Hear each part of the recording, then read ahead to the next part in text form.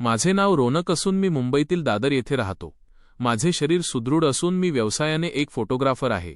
एका दिवशी मला अचानक निकिताचा फोन आला, जी माझी पहिली एक्स गर्लफ्रेंड होती।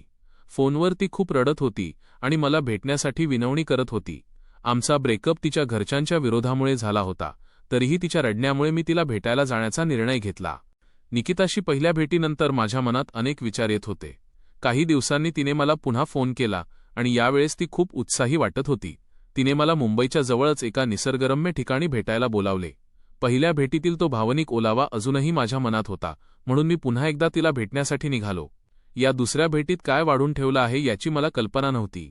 मी ठरलेल्या ठिकाणी पोहोचलो तेव्हा निकिता तिथे आधीच माझी वाट पाहत होती। यावेळी तिचा पेहराव खूपच आधुनिक आणि आकर्षक होता। मला पाहताच तिच्या चेहऱ्यावर एक वेगळीच चमक आली। आम्ही एका शांत रिसॉर्टमध्ये गेलो, जिथे तिने आधीच सगळी व्यवस्था करून ठेवली होती। वातावरणात एक प्रकारची मादकता आणि शांतता होती, ज्यामुळे जुन्या आठवणी पुन्हा ताज्या झाल्या। तिथे बसल्यावर निकिताने मला तिच्या आयुष्यातील नवीन निर्णयांबद्दल सांगितले। ती म्हणाली की आता तिला कोणाचेही बंधन नको आहे आणि तिला तिचे आयुष्य स्वतःच्या अटींवर जगायचे आहे। आमच्यातील संवाद आता अधिक मोकळा झाला होता। तिने पुन्हा एकदा माझ्याजवळ येऊन जुन्या प्रेमाची कबुली दिली। आम्ही एकमेकांच्या मिठीत शिरलो आणि त्या एकांत क्षणांचा आनंद घेऊ लागलो। या दुसऱ्या भेटीत निकिताचे रूप अधिक बोल्ड वाटत होते। तिने मला सांगितले की तिला माझ्या फोटोग्राफीच्या कौशल्याचा वापर करून स्वतःचे एक खास फोटोशूट करून घ्यायचे आहे। मी सुद्धा एक प्रोफेशनल फोटोग्राफर असल्याने मी माझे कॅमेरा गिअर सोबत नेले होते। आम्ही रिसॉर्टच्या बाल्कनीमध्ये आणि खोलीत काही अप्रतिम फोटो काढले, ज्यामध्ये तिचे सौंदर्य खुलून दिसत होते। फोटोशूट दरम्यान आमच्यातील शारीरिक जवळीक अधिकच वाढत गेली।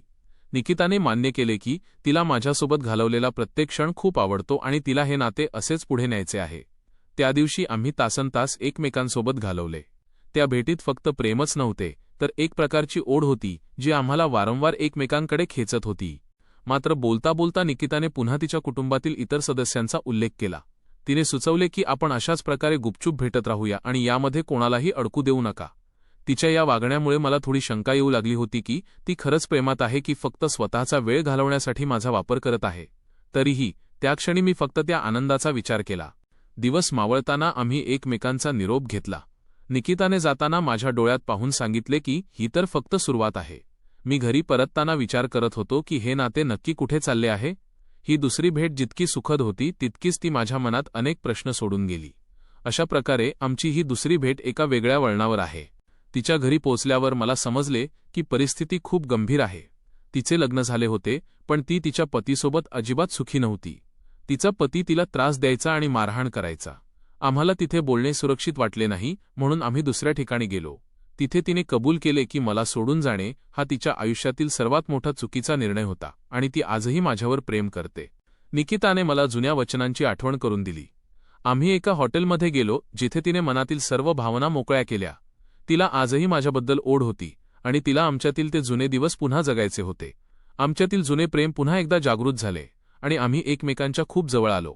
ती रात्र आमच्यासाठी भावनिक आणि शारीरिक ओढीची ठरली। त्यानंतर निकिताने तिच्या नात्यांबद्दल आणि कुटुंबाबद्दल काही विचित्र गोष्टी सांगायला सुरुवात केली। तिने मला तिच्या नातेवाईकांमधील काही मुलींचे फोटो दाखवले आणि त्यांच्याबद्दल चर्चा करू लागली। तिच्या बोलण्यातून असे जाणवत होते की तिला आता नात्यांमधील गांभीर्य राहिले नव्हते। तिचे वागणे मला थोडे थक्क करणारे होते, तरीही आम्ही त्या क्षणी एकमेकांसोबत होतो। संभाषणादरम्यान मी सुद्धा तिला स्पष्टपणे सांगितले की तिची बहीण आणि इतर काही नातेवाईक मलाही आवडतात। माझे हे बोलणे ऐकून तिला धक्का बसला, पण आमचे नाते आता अशा वळणावर होते जिथे केवळ शारीरिक आकर्षण उरले होते। आम्ही काही काळ पुन्हा एकमेकांना भेटत राहिलो, पण मला जाणीव झाली की हे नाते आता पूर्वीसारखे राहिले नाही। काही काळानंतर निकिताने तिच्या पतीला घटस्फोट दिला आणि ती तिच्या माहेरी परतली। तिचे वागणे दिवसेंदिवस बदलत गेले। ती तिच्या पालकांशी आणि पतीशी कधीच जुळवून घेऊ शकली नाही। ती तिच्या इच्छेनुसार वागू लागली आणि मलाही असे वाटू लागले की तिने केवळ स्वतःच्या गरजांसाठी माझा वापर केला आहे। मला या सर्व गुंतागुंतीतून आता बाहेर पडायचे होते। शेवटी मी निकिताशी सर्व संबंध तोडून टाकले आणि तिच्यापासून दूर झालो। नंतर मला समजले की ती तिच्या वडिलांपासून वेगळी राहू लागली असून तिचे जीवन आता पूर्णपणे बदलले आहे।